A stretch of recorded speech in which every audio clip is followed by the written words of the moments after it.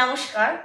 যাদের রাত্রিবেলায় ঘুম থেকে হঠাৎ করে পায়ে ক্র্যাম্প হচ্ছে, এরকম জায়গায় কাপ মাসলে বা থাইয়ের এই পাশে প্রচণ্ড ক্র্যাম্প ধরে যাচ্ছে, তারা কি করবেন?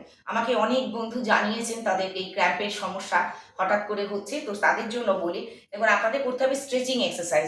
স্ট্রেচিং এক্সারসাইজ আর জল অবশ্যই খেতে হবে। যদি বেশি পরিমাণে জল না খান তাহলে কিন্তু শরীরে ক্র্যাম্পটা থাকবেই। তো কি করব আমরা, এক্সারসাইজ কি করব? দেখুন প্রথম হচ্ছে স্ট্রেচিং এক্সারসাইজ মাস্ট। আগে দেখুন পাটা এরকম রাখুন। আর একটা পা ভাঁজ করুন, করে এইভাবে তোলার চেষ্টা করুন একটু একটু করে। এইভাবে তুলে এখানে নিয়ে যাওয়ার চেষ্টা করতে হবে। এতটা তো আসবে না, একবারে এরকম দেখুন আমার পা সোজা এরকম আসবে না। তো আপনাদের পা হাঁটু এরকম হবে, সেইটুকুই তুলুন, এরকমভাবে ধরে রাখুন। 10 গুনুন, আবার ছেড়ে দিন। আবার উল্টো পাটাও এরকম এতটা না আসুক, এইটুকু আসুক, এরকম ধরে রাখুন, আবার ছেড়ে দিন। এইটা করলে এবার দেখুন গিয়ে বসবেন। আমি যেমন একটা আসন আমি দিয়েছিলাম, এই পাটাকে এরকম করে যতটা সম্ভব ধরুন। ধরার পরে এরকম করে নড়ানোর চেষ্টা করুন। একটা দেয়ালের নিচে দেখুন আমি এখানে বসছি, দেয়ালে পিঠ দিচ্ছি। দেয়ালে পিঠ দেওয়ার পরে এখানে এরকম করে পা দুটো নড়ানোর চেষ্টা করুন। এইভাবে এইভাবে নড়ানোর চেষ্টা করুন, ঠিক আছে? যেটা আমি দেয়াল ছাড়া করে দেখাচ্ছি, দেখুন এইরকম ভাবে শুধু পাটাকে নড়াবেন, দেয়ালে পিঠ দিয়ে পাটাকে নড়ান। আরেকটা আসন করবেন, দেখুন জানু শিরাসন আমি আগেও দেখিয়েছি, আবারও দেখাচ্ছি। একটা পা ভাঁজ করব এরকম, আর এই পাটা একদম স্ট্রেট। এবার নামানোর চেষ্টা করব, যতটা হাঁটু তুলবো না। আমি সাইডে করে দেখাচ্ছি, দেখুন এরকম পাটা রাখলাম, হাঁটু এরকম উঠে যাবে না। হাঁটুটা এখানে রাখার পর চেষ্টা করুন এইভাবে একটা।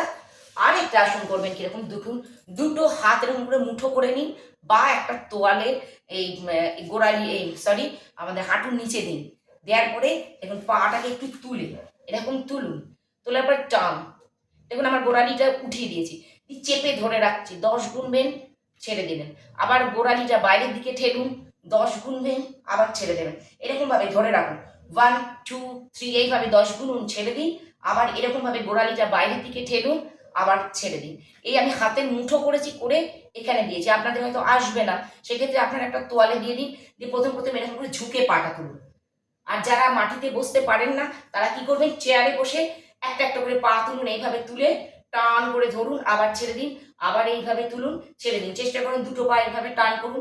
প্রথমে দেখুন টোটা বাইরের দিকে দিচ্ছি, একবার হিলটা এরকম বাইরের দিকে দিচ্ছি, একবার টো বাইরের দিকে, একবার হিল বাইরের দিকে।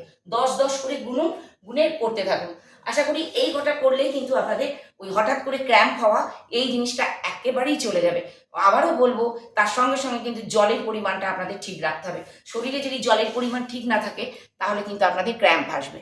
তো আশা করি যাদের এই সমস্যা রয়েছে তারা এই এক্সারসাইজগুলো করলে পরে অবশ্যই উপকার পাবেন।